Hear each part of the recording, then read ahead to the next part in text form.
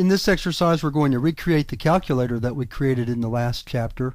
So we'll start out by creating some variables, first for our scanner objects, and if you remember, we have problems scanning numbers into our program, so we need a scanner object for each number. So we're going to create two scanner objects for numbers, and also a scanner object for our operator.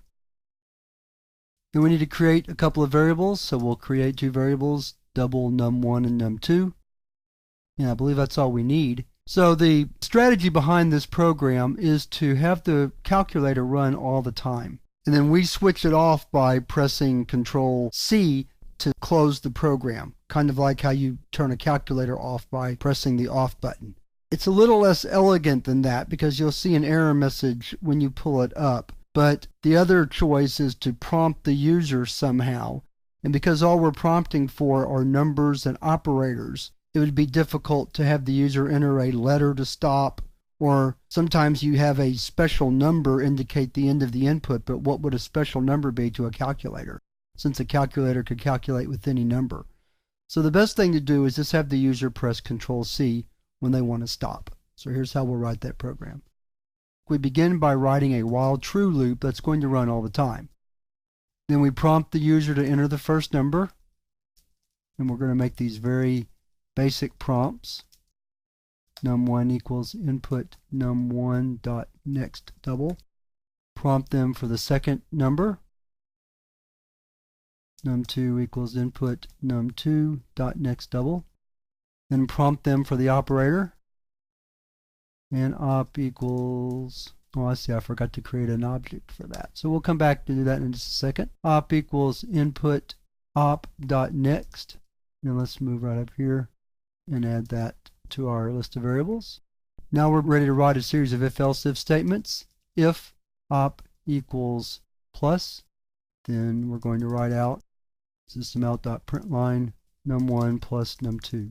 Else if op equals minus, let's copy this and just change the operator. Save us a little bit of time here. Change that to a minus sign. In fact, let's just copy this whole thing and we'll just change it appropriately. Move down, change that to an asterisk, and right here also. And then finally,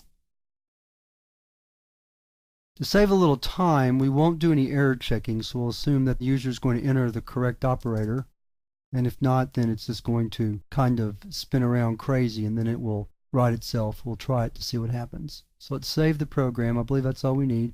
So this loop is going to run continuously until we hit Control-C.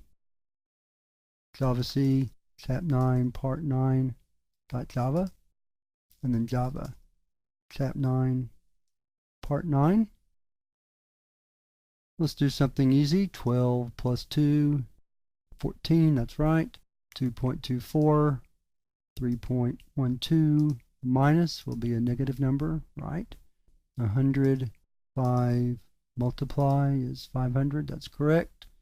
And 234, 13 divide, very good. Now let's try an odd operator, 23, 12, and let's do the caret symbol. And it just comes back and doesn't know what to do with that, so it just bounces out of the ifs and this moves back up and prompts for the first number again. And then when we want to quit, we just hit Control-C and the program stops. So there's another example of where looping gives us a lot of power in the program, because now we have a calculator that pretty much runs continuously unless we press Control-C to stop. Again, there are better ways to write calculators, but we don't know how to parse lines of input, so we have to prompt at this point for each piece of input, a number and an operator. But with more advanced programming skills, we could learn how to enter essentially a string, 2 plus 2, and then have our program parse the number 2, the operator plus, and then the other number 2 into what are called tokens, and then it could calculate appropriately. But we're not at that stage just yet. So that wraps up our exercises for while loops, and now in the next lesson we're going to look at an exercise for for loops.